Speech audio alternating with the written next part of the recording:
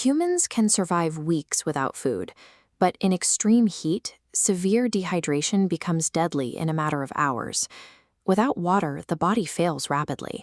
Energy levels plummet, muscles weaken, and basic decision-making collapses. This chart shows how the human body cools itself through sweating. As it loses fluid, that cooling system breaks down, driving core temperatures up to dangerous levels. Dehydration is an active biological bottleneck. It forcibly stops human momentum long before physical exhaustion sets in. For centuries, people carried water in clay, leather, or heavy metal canteens. These rigid systems worked well enough for casual travel or traditional military marches, where stopping to take a drink was simply part of the routine. But by the 1970s and 80s, outdoor culture shifted. People started pushing their bodies continuously across increasingly difficult terrain. Casual jogging evolved into endurance sports, with tens of thousands of athletes competing in brutal, long-distance marathons. As athletes moved faster and farther, their gear became a liability. Accessing a bottle meant breaking rhythm, fumbling with equipment, and wasting precious energy. This created a physiological paradox. The human body needed a steady stream of water to perform, but the physical effort required to drink encouraged athletes to stay thirsty. In the summer of 1989, a Texas paramedic and cyclist named Michael Eidson faced an extreme heat bike race known as the Hotter in Hell 100. Knowing the severe limits of traditional bottles, he rigged an IV bag filled with water, slid it inside a tube sock, pinned it to his back, and ran a surgical hose over his shoulder. This crude setup eliminated the friction of access entirely.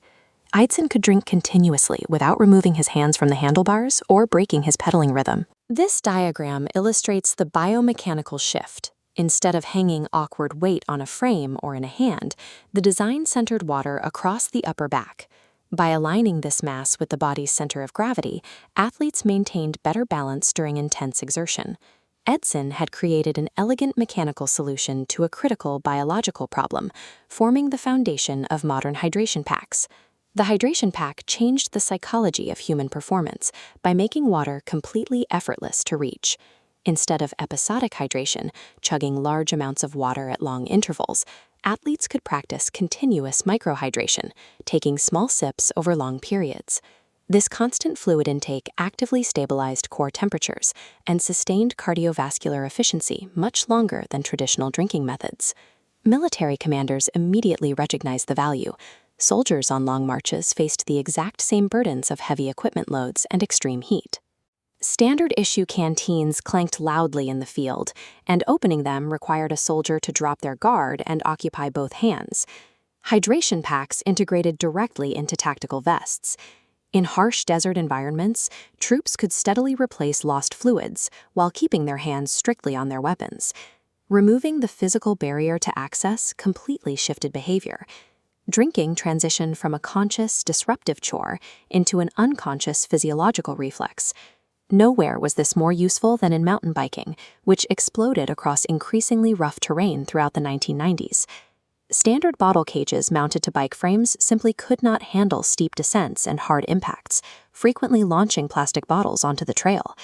Wearing a pack kept the water entirely secure and allowed riders to keep both hands firmly locked on the handlebars.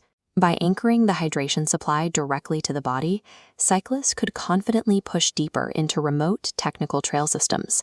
As sports research advanced, these reservoirs evolved past simply carrying tap water. Today, modern endurance athletes fill their packs with precise, complex mixtures of essential electrolytes and liquid carbohydrate calories.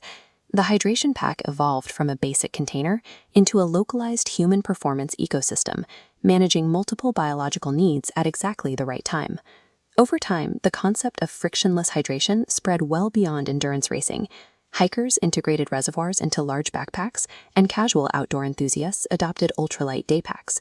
This reflects the broader philosophy of modern outdoor engineering. Every piece of equipment is designed to minimize physical resistance between the human body and the environment. What started as an improvised medical bag pinned to a cyclist's jersey grew into a permanent fixture of global outdoor culture. Often, the most important tools for human movement aren't highly complex machines. They are quiet, efficient designs that simply erase the obstacles in our path. For more content like this, like and subscribe to our channel.